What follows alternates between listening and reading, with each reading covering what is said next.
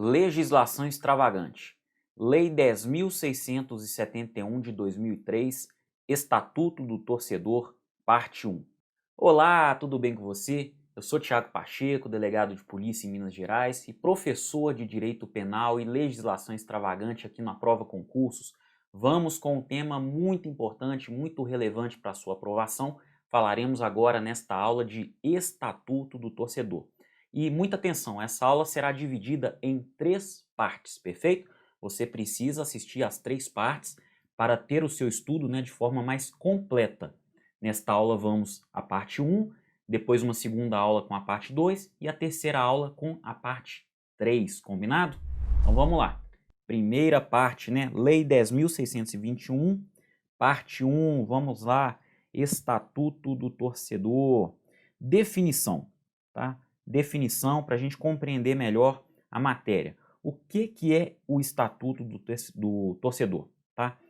O Estatuto do Torcedor é o nome popular com o qual ficou conhecida a Lei 10.671 de 15 de maio de 2003, dedicada a uma normatização mais racional das atividades desportivas no Brasil, com um especial foco para aquele que é o mais importante e mais popular do país, que é o nosso futebol. Todos nós sabemos disso, Um pouco antes, e buscando tratar de praticamente os mesmos assuntos, está a Lei 9615 de 1998. Ela é conhecida como Lei Pelé, que institui normas gerais para o desporto, tá? Pessoal, atenção aqui. O Estatuto do Torcedor não revogou a Lei Pelé, tá? O Estatuto do Torcedor não revogou a Lei Pelé. A Lei Pelé continua em plena vigência, perfeito? A Lei Pelé continua em vigor. Vamos lá. Sancionada em 15 de maio de 2003, a Lei 10.671 dispõe sobre o Estatuto de Defesa do Torcedor e dá outras providências. Qual é o bem jurídico tutelado, pessoal? Qual é o bem jurídico tutelado pelo Estatuto do Torcedor? É o direito à segurança e à paz pública nos estádios, ginásios e arenas esportivas. Lembrando, os estádios são dedicados ao futebol, tá? Temos os ginásios, vôlei, basquete e etc. E temos também agora as famosas arenas esportivas, que via de regra são os estádios de futebol que ganharam outros opcionais aí, mais funcionalidades ainda do que já tinham, No Estatuto do Torcedor, a ação penal sempre será pública incondicionada, tá joia? Ação penal pública incondicionada. E atenção, não houve vacatio legis para a Lei 10.671, tá? Olha só, artigo 45, esta lei entra em vigor na data de sua publicação. Mas a gente tem exceção, tá? Tem exceção. Alguns dispositivos do Estatuto do Torcedor tiveram vacatio legis. Está aqui, ó, artigo 44. O disposto no parágrafo único do artigo 13 e nos artigos 18, 22, 25 e 33 entrará em vigor após 6 meses da publicação desta lei, ou seja, uma vacatio legis de 6 meses. Esses dispositivos específicos, o 13, o 18, o 22, o 25 e o 33, tiveram 6 meses de vacatio legis. E nós estudaremos todos eles a partir da segunda parte dessa nossa aula sobre o Estatuto do Torcedor, tá? Artigo 43 dessa lei menciona que esta lei aplica-se apenas ao desporto profissional, pessoal. O esporte amador não é atendido pelo Estatuto do Torcedor, tá? É o desporto profissional. Engloba futebol, vôlei, basquete, natação, todos os tipos de esporte, tá? Ginástica olímpica, tudo, atletismo, tudo, tá? Handball, todos os esportes, mas na sua forma profissional, não na sua forma amadora, compreendido? Compreendido, desporto profissional. Claro que ela foi muito baseada no futebol, que é o nosso esporte mais popular, mas ela se aplica a todas as modalidades esportivas que contêm o público, Por óbvio, porque é o Estatuto do Torcedor, não dos atletas. Vamos lá. Algumas dicas aqui para compreensão do tema e dessas 3 aulas que nós faremos em sequência.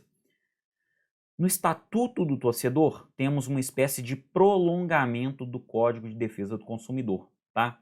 O Estatuto do Torcedor é mais ou menos um CDC do torcedor. É um CDC do torcedor. Se você compreender dessa forma, você terá mais facilidade para aprender, né? Você terá uma didática melhor para a compreensão de todo o assunto que nós vamos estudar nessas 3 aulas, tá?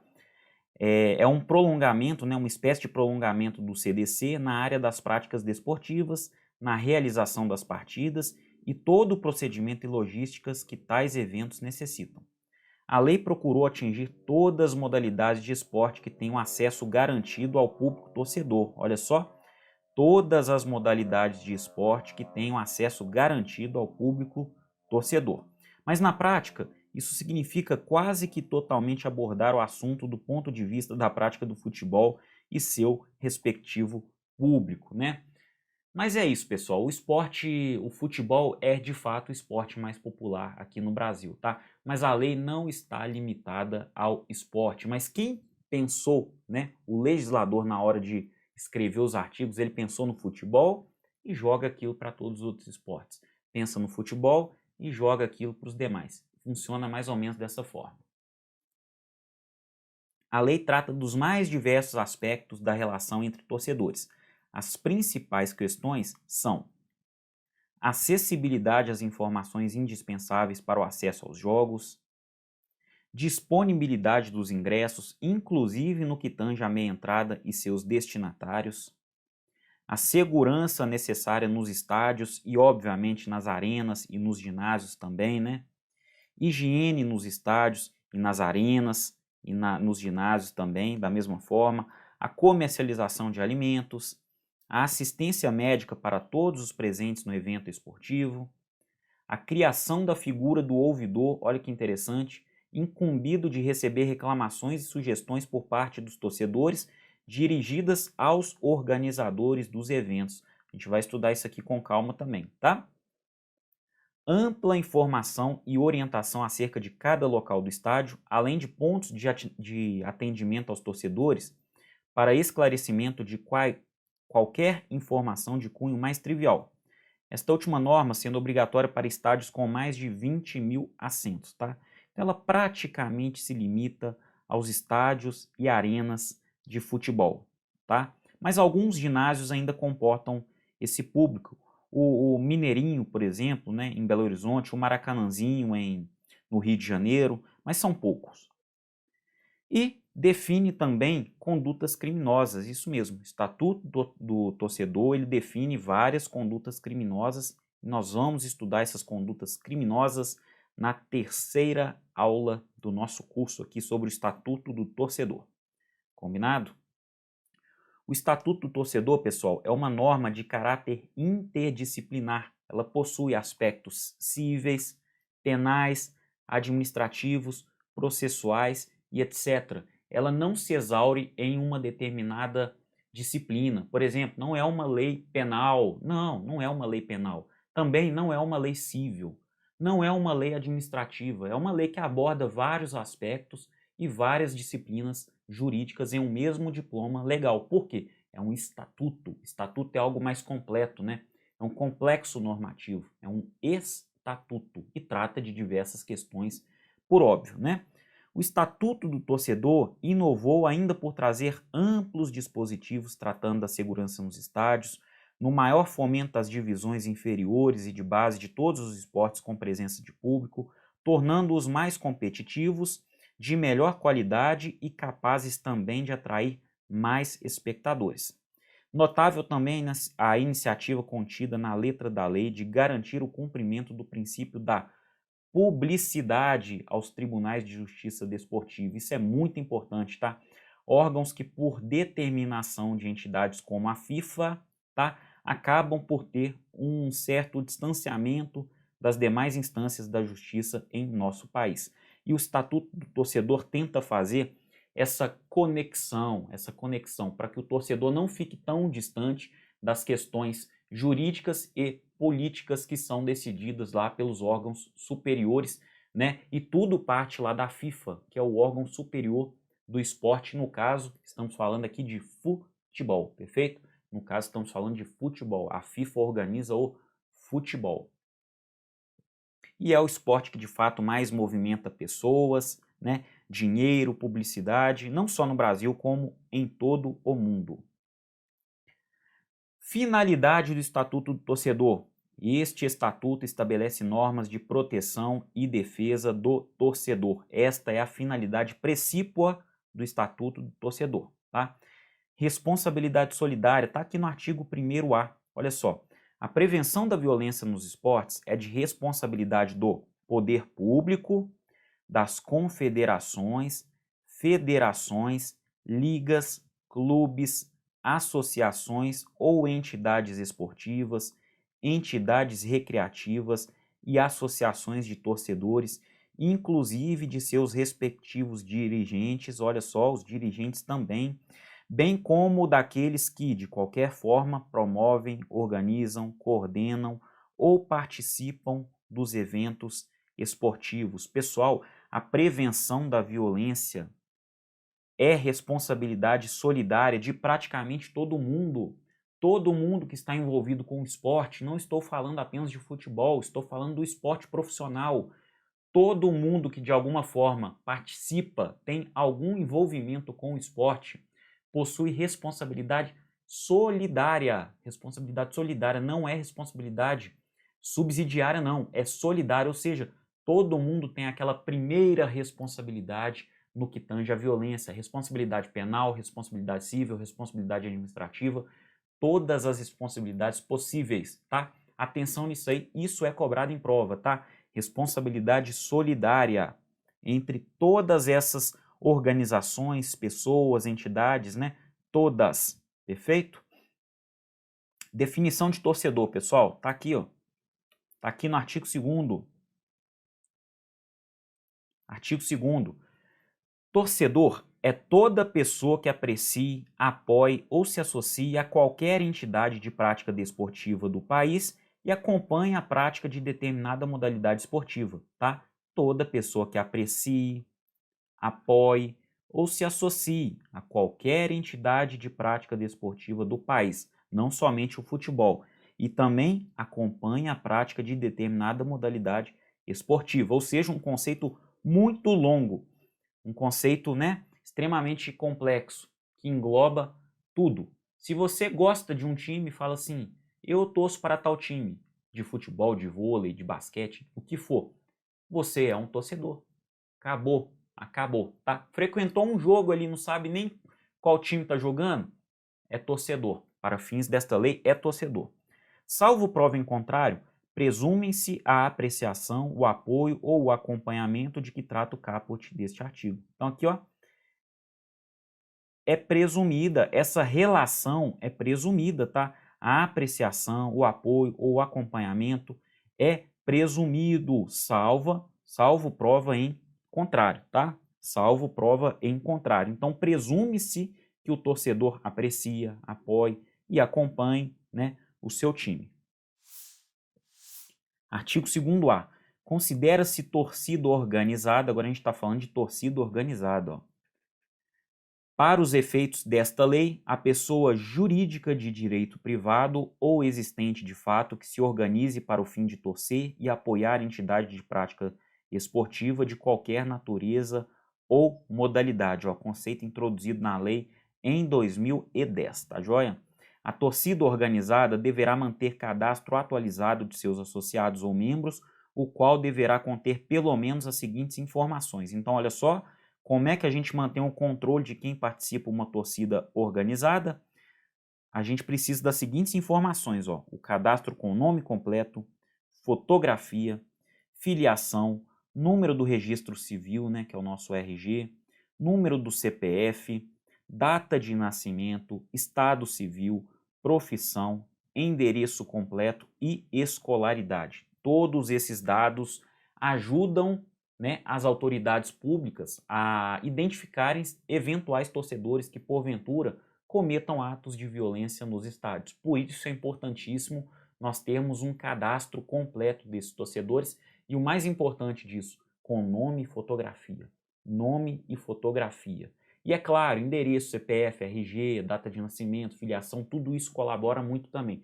Mas nome e fotografia são fundamentais, tá? Fundamentais.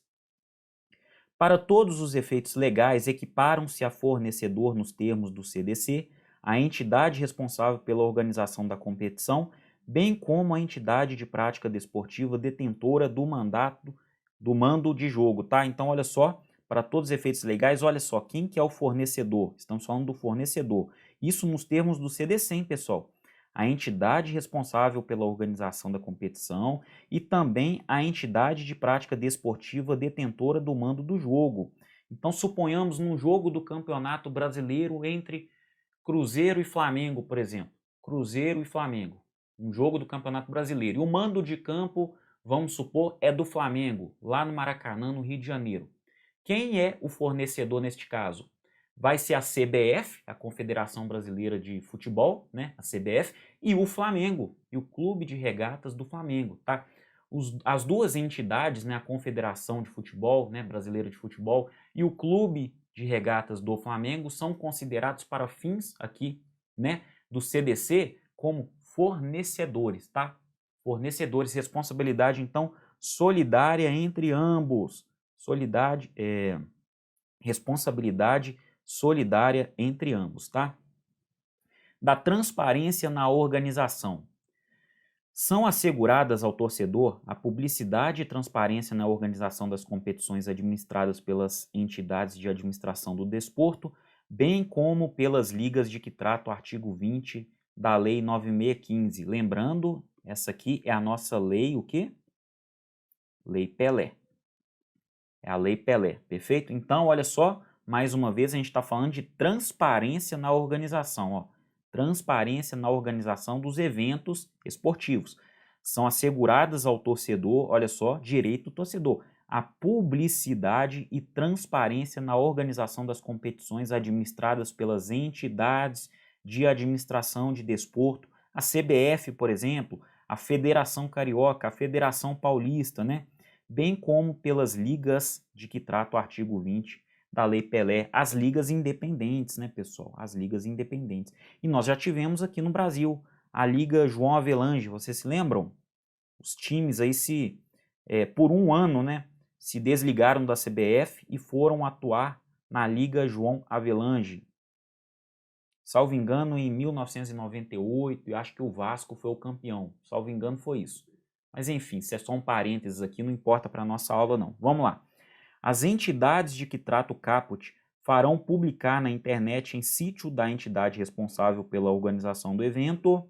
Vamos lá? Ó, as entidades de que trata o caput farão publicar na internet, olha só, tem que publicar na internet, em sítio da entidade responsável pela organização do evento, a íntegra do regulamento da competição, as tabelas da competição contendo as partidas que serão realizadas com especificação de sua data, local e horário, o nome e as formas de contrato do ouvidor da competição de que trata o artigo 6º, tá? Os borderôs completos das partidas, a escalação dos árbitros imediatamente após a sua definição, a relação dos nomes dos torcedores impedidos de comparecer ao local do evento desportivo. Por quê? Alguns torcedores, pessoal, são impedidos de comparecer sim, aqueles torcedores que cometeram violência nos estádios. Uma das penas, né, penas alternativas à pena privativa de liberdade é justamente o impedimento, né, de comparecimento ao local do evento desportivo. Tá joia? Parágrafo 2º. Os dados contidos nos itens 5 e 6 também deverão ser afixados ostensivamente em local visível em caracteres facilmente legíveis do lado externo de todas as entradas do local onde se realiza o evento esportivo. O juiz deve comunicar às entidades de que trata o caput decisão judicial ou aceitação de proposta de transação penal ou suspensão do processo que implique o impedimento do torcedor de frequentar estádios desportivos, tá joia? Então, lembrando aqui, ó, o juiz deve comunicar, tá? Senão fica difícil, né, pessoal? Se o juiz não comunicar, fica difícil. Artigo 6º. A entidade responsável pela organização da competição, previamente ao seu início, designará o ouvidor da competição. Olha só que novidade legal, ó. Ouvidor da competição, fornecendo-lhe os meios de comunicação necessários ao amplo acesso dos torcedores. Tá? É uma espécie de interlocutor entre o torcedor e os organizadores do evento esportivo. Tá? São deveres do ouvidor da competição recolher as sugestões, propostas e reclamações que receber dos torcedores, examiná-las e propor à respectiva entidade medidas necessárias ao aperfeiçoamento da competição e ao benefício do torcedor. Essas são as funções do ouvidor. Aquela função de aproximar o torcedor dos organizadores da competição, ao mesmo tempo recolhendo as sugestões, as reclamações, né? Examinar essas sugestões e reclamações e propor, né, às entidades medidas necessárias para aperfeiçoar a competição e beneficiar de alguma forma o torcedor, tá joia? É assegurado ao torcedor, são os direitos do torcedor, o amplo acesso ao ouvidor da competição mediante comunicação postal ou mensagem eletrônica, tá? Então olha só como é que o torcedor chega ao ouvidor. Comunicação postal, via correio, ou mensagem eletrônica, né? Via e-mail, via SMS, por que não? Via mensagem de WhatsApp, por que não, né?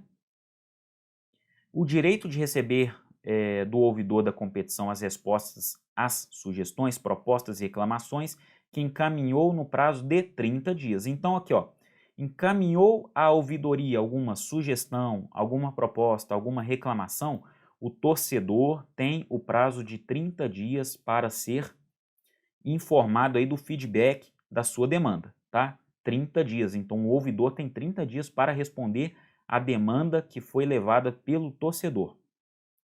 Na hipótese de que trata o inciso 2º do parágrafo 2º, o ouvidor da competição utilizará prioritariamente o mesmo meio de comunicação utilizado pelo torcedor para encaminhamento de sua mensagem. Então, olha só, neste caso aqui, se o torcedor encaminhou uma mensagem via e-mail, o ouvidor prioritariamente encaminhará a resposta por e-mail também, preferencialmente no mesmo e-mail que foi encaminhado para o ouvidor. Se ele encaminhou um SMS, o ouvidor também encaminha um SMS. Se ele encaminhou uma mensagem de WhatsApp, o ouvidor também encaminha uma mensagem de WhatsApp, tá joia? Funciona dessa forma. Isso estreita a comunicação, né? Parágrafo 4º. Estreita e facilita também, né? O sítio da internet em que forem publicadas as informações de que trata o parágrafo 1º do artigo 5º conterá também as manifestações e propostas do ouvidor da competição. A função de ouvidor da competição poderá ser remunerada pelas entidades de prática desportiva participantes na competição. Então essa função ela poderá ser remunerada. Olha só, ela poderá ser remunerada. Não necessariamente ela será remunerada, mas ela poderá ser remunerada. Artigo 7º. É direito do torcedor a divulgação durante a realização da partida da renda obtida, olha só, da renda obtida pelo pagamento de ingressos e do número de espectadores pagantes e não pagantes por intermédio dos serviços de som e imagem instalados no estádio em que se realiza a partida pela entidade responsável pela organização da competição. E isso hoje em dia é muito comum, né, pessoal? Para quem gosta de estádio de futebol, né, arena de futebol, de repente, lá no finalzinho do jogo, quando está quase beirando 45 minutos do segundo tempo, vem uma mensagem do alto-falante, né?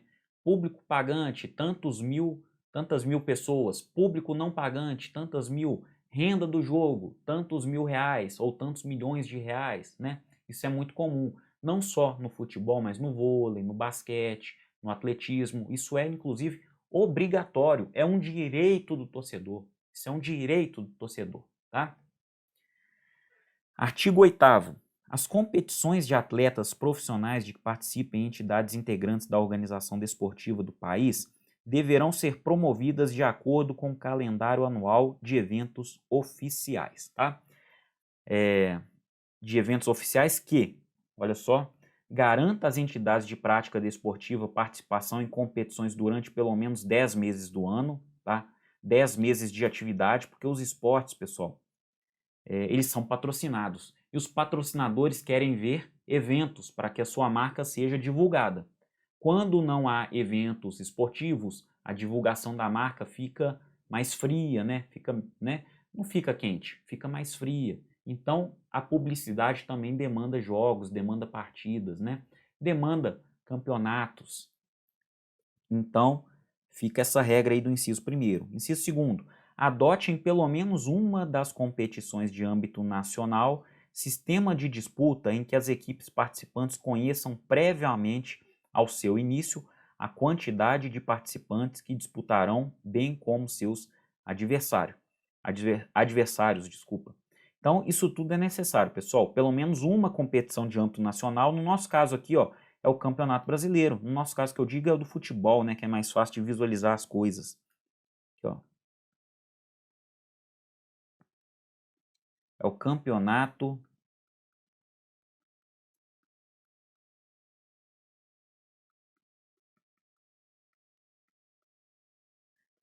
Brasileiro de Futebol. Olha só, é uma competição de âmbito nacional? É. É um sistema de disputa em que as equipes participantes conheçam previamente ao seu início a quantidade de partidas que disputarão e os seus adversários? Sim, a tabela do Campeonato Brasileiro, ela sai muito antes, inclusive, do campeonato começar. Muito antes não, algumas semanas, né? Algumas semanas antes do campeonato começar, sai a tabela do Campeonato Brasileiro com as datas definidas, com os jogos, né? Contra quais times, todos os 20 times ali que representam a primeira divisão, mais os 20 times que representam a segunda divisão, mais alguns times que eu não me recordo quantos, né? Que representam a terceira divisão e vários outros times, é bastante time também, que representam a quarta divisão do nosso Campeonato Brasileiro de Futebol. E isso se aplica a todos os esportes do Brasil. Pelo menos uma competição de âmbito nacional e com a quantidade de clubes, né, times, equipes previamente definidas e a quantidade de jogos, partidas a serem disputadas, né, também previamente definidos. Do regulamento da competição. É direito do torcedor que o regulamento, as tabelas da competição e o nome do ouvidor da competição sejam divulgados até 60 dias antes de seu início, na forma do parágrafo 1º do artigo 5º. Olha só, eu até falei aqui algumas semanas, mas não, vamos corrigir aqui, ó. O direito do torcedor, olha só, 60 dias antes do seu início, tá? Nos 10 dias subsequentes à divulgação de que trata o caput, qualquer interessado poderá manifestar-se sobre o regulamento diretamente ao ouvidor da competição, tá? Olha só o que o torcedor ganha, pessoal. Não existia isso no Brasil antes do Estatuto do Torcedor. Olha só a prerrogativa dada ao torcedor. Qualquer interessado poderá manifestar-se sobre o regulamento diretamente ao ouvidor da competição, né? Isso acontece muito no processo licitatório, que qualquer um pode ir lá impugnar o edital, não é assim que funciona? No caso das competições esportivas também, você vai lá e fala, pô, tá errado isso, eu quero dar uma sugestão, por que que é assim? O torcedor tem esse direito, né? 10 dias após a publicação, tá? 10 dias após a divulgação do regulamento. Parágrafo 2º. O ouvidor da competição elaborará em 72 horas relatório contendo as principais propostas e sugestões encaminhadas. Então, olha só, o ouvidor tem 72 horas para elaborar esse relatório com propostas e sugestões encaminhadas. Após o exame do relatório, a entidade responsável pela organização da competição decidirá em 48 horas, olha só, em 48 horas, motivadamente sobre a conveniência da aceitação das propostas e sugestões relatadas. Pessoal, 48 horas, tá? 48 horas é o prazo da organização da competição. O regulamento definitivo da competição será divulgado na forma do parágrafo 1º do artigo 5º, 45 dias antes do seu início. Então, olha só, o regulamento definitivo, tá? Então, a gente já está falando daquele regulamento que será adotado definitivamente após ali também as opiniões dos torcedores, né? 45 dias antes do seu início. É vedado proceder a alterações no regulamento da competição desde sua divulgação definitiva. Então, o torcedor que pleiteia alguma alteração tem que fazer isso dentro daquele prazo lá, tá? Tem que fazer isso dentro do prazo, porque 45 dias depois não tem, aliás, 45 dias antes do início da competição, não tem como mudar mais, ó, não tem como, salvo nas hipóteses de, né, aí aqui é exceção, ó, apresentação de novo calendário anual de eventos oficiais para o ano subsequente, desde que aprovado pelo Conselho Nacional do Esporte, tá? CNE, após 2 anos de vigência do mesmo regulamento, observado o procedimento de que trata este artigo. São essas duas exceções, fora isso não tem jeito de mudar. A competição que vier a substituir outra, segundo o novo calendário anual de eventos oficiais apresentado para o ano subsequente, deverá ter âmbito territorial diverso da competição a ser substituída. Então, olha só, a competição que vier a substituir outra, segundo o novo calendário anual de eventos oficiais apresentado para o ano subsequente, deverá também ter o quê? Âmbito territorial diverso daquela competição a ser substituída. Combinado? Artigo 10. É direito do torcedor, olha só, mais um direito do torcedor, né? Já falamos vários aqui. É direito do torcedor que a participação das entidades de prática desportiva em competições organizadas pelas entidades de que trata o artigo 5º seja exclusivamente em virtude de critério técnico previamente definido. Olha só, é direito do torcedor, gente, que essa participação das entidades de prática desportiva em competições organizadas, né, por todas aquelas entidades que a gente já viu, seja exclusivamente em virtude de critério técnico previamente definido. Agora vamos dissecar, ó, parágrafo 1º. Para os fins do disposto neste artigo, considera-se critério técnico. O que é critério técnico? A habilitação de entidade de prática desportiva em razão de colocação obtida em competição anterior, cumprimento dos seguintes requisitos: regularidade fiscal atestada por meio de apresentação de certidão negativa de débitos relativos a créditos tributários federais e a dívida ativa da União, tá? Apresentação de certificado de regularidade do Fundo de Garantia do Tempo de Serviço, o FGTS, e comprovação de pagamento dos vencimentos acertados em contratos de trabalho e dos contratos de imagem dos atletas. Pessoal, os clubes, né? Os times, as entidades esportivas, elas precisam estar em dia com suas obrigações tributárias e trabalhistas. Se não tiverem em dia com suas obrigações tributárias e trabalhistas, isso cabe, inclusive, exclusão da competição. Olha a gravidade disso aí, tá? Olha a gravidade disso aí para o clube de futebol. Tudo tem que estar ali, ó, bonitinho, bonitinho. Pagamento dos atletas, né, dos funcionários do clube. Isso vale para o futebol e para todas as outras modalidades de competição, tá joia? Olha só, todas as modalidades de competição. Parágrafo 2º.